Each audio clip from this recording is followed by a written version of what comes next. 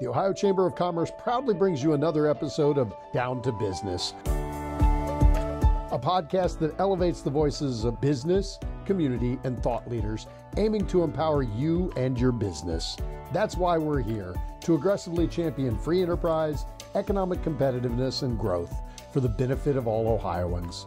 Now, without further ado, it's time to get down to business.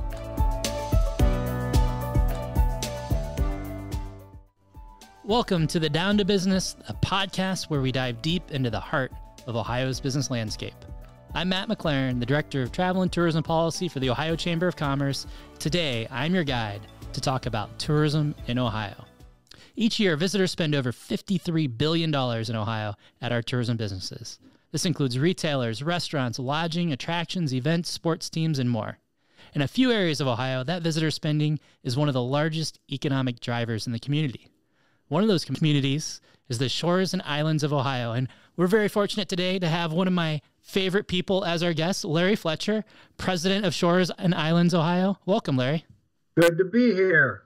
Good to be here. You're one of my favorite people, too. Thanks. And your area is one of my favorite areas of the state. Not only is Shores and Islands a great place to go visit, but it's also an organization. Why don't you tell us a little bit about what you do? Yeah, so that is a distinction of the name of our organization and also the name of the destination, Shores and Islands, Ohio, which is essentially a region, north central Ohio, up against Lake Erie. We are a Convention and Visitors Bureau that is a partnership between two county visitors bureaus, Ottawa County and Erie County. And collectively, we promote this region as Shores and Islands, Ohio. So this is an area that most people will know. The name Cedar Point is in our area. If you think of the communities on the east, it would be Vermilion, over to the edge of Toledo on the west. So we're talking about places like Sandusky, Marblehead, Fort Clinton. It includes the Lake Erie Islands, the Ohio Lake Erie Islands, South Bass Island, which is where the village of Put-in Bay is, Kelly's Island, Middle Bass Island, North Bass, and a few others scattered around here to my north. And we go down to the south into Castalia, Milan, and bump right up against Norwalk and such, and some of the communities that are in our surrounding counties. So that's our little corner of the state, and we promote all of the things to see and do in this region. Well, I can say my family loves your little corner of the state. We live in Columbus, Ohio, and make it up to the Shores and Islands many times during the year, and always enjoy our visit. Not only do you have great attractions, but when you're there, you see the large hotels, you see the great activities, and you usually see a lot of visitors. Can you talk a little bit about where people come from to visit and what that type of economic impact is for your area? Yeah, absolutely. We in some of the research that we do, we find that most people that travel to our area are coming from other parts of Ohio, much like yourself, to just experience a little bit different environment, to be up along the North Coast. So mostly from other parts of Ohio. And then we look at our friends to the north in Michigan, which is, if I had a strong enough telescope and if I was high enough on our building here, I could see over to Michigan. So it's really not all that far geographically, and so people can get here easily from Michigan. So we do see a lot of Michigan folks.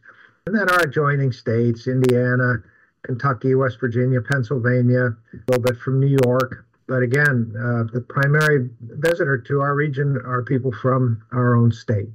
Yeah, I love that. I think in Ohio, we're almost tired of seeing all those out-of-state advertisements, the pure Michigan ones and all. It's nice to know that they're seeing some marketing from the state of Ohio and from the Shores and Islands, Ohio, and that they're coming here to visit our state too. Absolutely. Well, we will be happy to invite our friends, even from the state up north, except for one day a year where they have to stay at home. As an Ohio State graduate, I appreciate that. Larry, so it's not only big business, it's big fun. What brings people to your area? Yeah, well, I mentioned Cedar Point, so certainly that is one of the primary destinations for folks. That's a warmer month of the year destination. So, in fact, they open in early May, but they'll keep running right up until the end of October. And some of the most visited days of the year at Cedar Point are during their what they call their Halloween weekends. time of year in late September and October. So that definitely is a prime destination for folks here. It is. And that makes you the roller coaster capital of the world, right? I think 18 roller coasters at Cedar Point.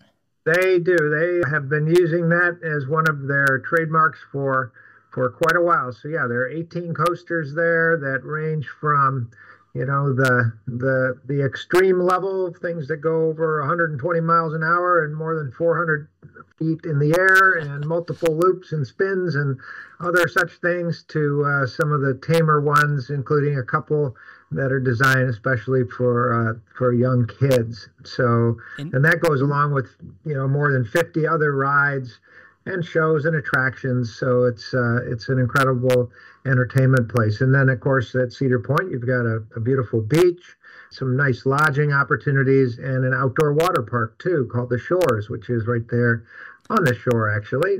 So that's convenient. And then, our area, most people still will associate our whole area with being more of a warmer time of the year destination, more of a summer destination. And that is certainly when all communities in the region are at their peak levels. But we are definitely a year-round place for people to have fun with places like Kalahari Resorts and Conventions, which is one of the largest water park facilities, conference facilities in the Midwest. It's just one of several indoor water parks we have. We have a Great Wolf Lodge. We have one that Cedar Point runs called Castaway Bay. We also have a number of different activities that involve museums and historical sites that are open year-round. And some sports facilities, too, that we can talk about if you'd like. And then the lake itself, Lake Erie itself, is a destination people come to our region for boating, fishing, swimming, just enjoying time along the lake. You can't forget about that reason that brings many people to the North Coast. It really does, and Lake Erie can be so enjoyable. And I've had many friends who've come with me up there who look at it, and my daughter affectionately calls it the Ohio Ocean, right? It's so big you can't see across, and it makes for a great destination. When you talked about all of those things to do in your area, it just really puts into perspective the amount of private investment. Things like Kalahari, one of the world's largest indoor water parks, the roller coasters at Cedar Point, those are major private investments that we're seeing. And then you're seeing some public dollars come into your area too. I know there's been some major upgrades to downtown Sandusky. Would you mind talking a little bit about what that means, the public and private investments to making the community not just more enjoyable for visitors, but also for residents? Absolutely. As you know from your many years in the tourism industry, tourism is often an entree to people coming to the area that then end up being business owners, residents, people who perhaps might want to go to school here. So tourism and economic development are closely linked. And so we will see projects developing in some of our communities where someone might come into that community, see an old building, see a storefront of a former business that went out of business. There's a storefront, there's an opportunity there, and find ways to maybe take their passion, something they've always wanted to do, and turn it into a business that then is a place not only for the residents of that particular community to enjoy, but certainly visitors as well.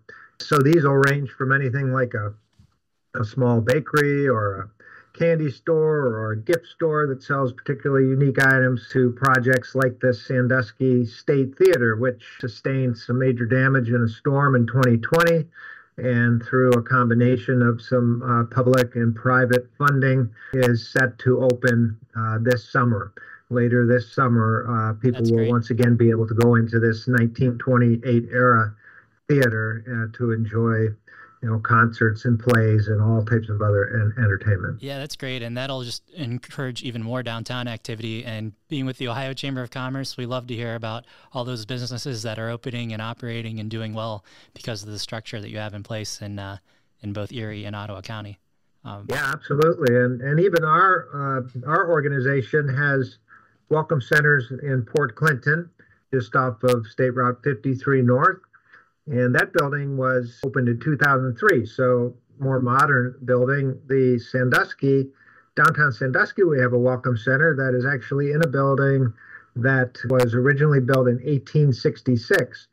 And this is one of the examples of a building that had fallen into some disrepair, was vacant for several decades.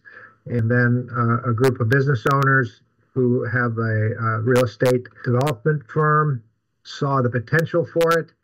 And we saw the potential as a home for us. And so that we're now in this beautifully restored historic building. And that, again, that was a combination of some private and some public dollars that helped bring that back to life. And one other major investment we've seen happen is Sports Force Park.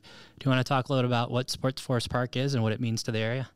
Yeah, so going back to about 2016, I think it was, Cedar Point linked up with a company called Sports Force and opened up an outdoor sports facility for youth sports. It's a 57-acre facility. They have 9 multi-purpose synthetic turf fields. Those can be used for a variety of things. Some are convertible from a soccer field to lacrosse fields. Some you can put a baseball field in the corner. There are some dedicated baseball fields. Really a great opportunity to play all those sports. And there's traveling teams that will use these facilities and use this location, but also it's available to the community for different events and activities and tournaments. Then they've done a really nice job there of providing some additional activities, a couple playgrounds, a ropes course, a putt-putt course, and areas for refreshments and such there at Sports Force. And that's the outdoor facility. And again, Cedar Point partnered with a group called Sports Facilities Advisors, and that is a company that put an indoor facility in.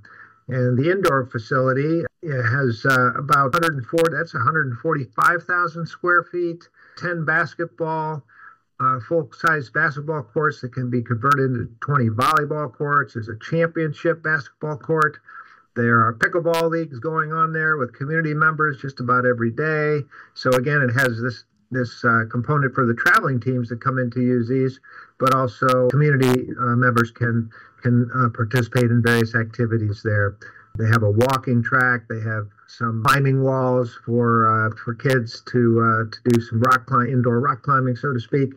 So great destinations, and especially with that indoor being a year-round operation, there are hotels, there are restaurants, there are other businesses that now stay open longer hours, more time, more days of the year or all year to accommodate the people coming in for those sports facilities. It's been such a nice addition and major addition to really help extend the season. And as you talked about, now make it year-round. You've become a year-round visitor destination, and so many positive things that are also being put in place to help out your residents. It's a great story. But all right, before I let you go, Larry, I have to ask, have you been boating on Lake Erie this year? I hear that the boating industry has just been doing fantastic. Can you talk a little about the lake itself? Yeah, so again, Lake Erie being one of the main reasons people come here, and boating being one of the main activities on the lake. There was a boat show that we had an exhibit at just a few weeks ago that our Welcome Center had an exhibit at. And this is one of the first boat shows on all the Great Lakes, took place at Catawba Island, at the Catawba Island Club. And, when you think about boats in Ohio, it's not just Lake Erie. I mean, Lake Erie certainly is a top boating destination, but we have a lot of boat lovers in this state. And according to our friends at the Ohio Marine Trade Association, Ohio ranks 4th in the U.S. in terms of the number of registered boats, and that gives us an annual economic impact of about $6.4 billion across the state, more than 45,000 jobs just from boating.